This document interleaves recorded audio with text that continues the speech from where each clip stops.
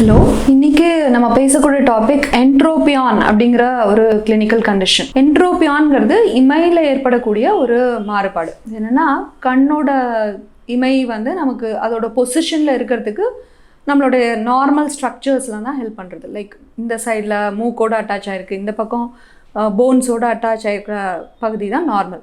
So normally நம்மளோட கீழிமையில் affect ஆகிறது தான் அந்த என்ட்ரோபியான்கிற கண்டிஷன். இந்த கீழிமை வந்து கண்ணோட ஒட்டின மாதிரி இருக்கும். அண்ட் இந்த லேஷஸ் எல்லாம் வந்து வெளிப்பக்கமாக திரும்பி இருக்கும். இதுதான் நார்மல். ஸோ நமக்கு ஏஜ் ஆகும்போது என்ன ஆகலாம்னா, கண்ணை சுற்றி இருக்கிற தசைகள்லாம் ரொம்ப வீக் ஆகிறது.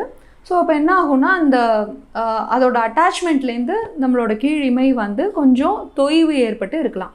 ஸோ அதனால் என்ன ஆகும்னா, அதோட நார்மல் டெண்டன்சி இல்லாமல் கண் வந்து உள்பக்கமாக திரும்பி போகும். ஸோ அதுதான் நம்ம என்ட்ரோபியான் அப்படின்னு சொல்கிறோம்.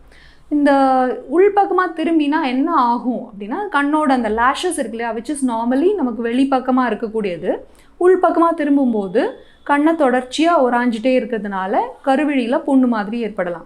ஸோ கண்ணில் புண்ணு ஏற்பட்டதுன்னா கண்லேருந்து கண் சிகப்பாகலாம், கண்லேருந்து தண்ணியாக வரலாம். ஸோ இதெல்லாம் தான் இனிஷியல் சிம்டம்ஸ். யூஸ்வலாக இந்த என்ட்ரோபியான்ங்கிறது ரொம்ப சிம்டமேட்டிக் கண்டிஷன். இது உறுத்தல் ஏற்பட்டதுன்னா பேஷண்ட்ஸ் இமீடியட்டாக வந்துடுவாங்க. பிகாஸ் தொடர்ச்சியாக ஒன்று கண்ணில் உறுத்திட்டே இருந்ததுன்னா அது வந்து பொறுத்துக்கக்கூடிய விஷயம் கிடையாது. ஸோ இமீடியட்டாக வந்துடுவாங்க.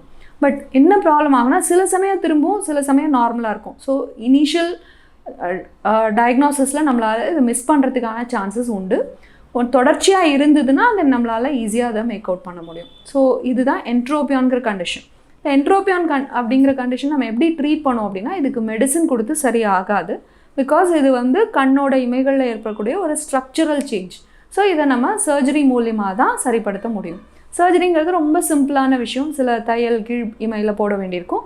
போட்டு அதை சரி பண்ணினோன்னா அது கிளியர் ஆகிடும். ஸோ கண்ணில் அடிக்கடி உறுத்தலோ, இல்லை கண் சிகப்பாக இருக்கிற மாதிரி இருந்தாலோ, இல்லை கண்லேருந்து தொடர்ச்சியாக தண்ணி வந்துகிட்டே இருந்தாலோ இம்மீடியட்டாக ஒரு தடவை செக் பண்ணிக்கிறது நல்லது.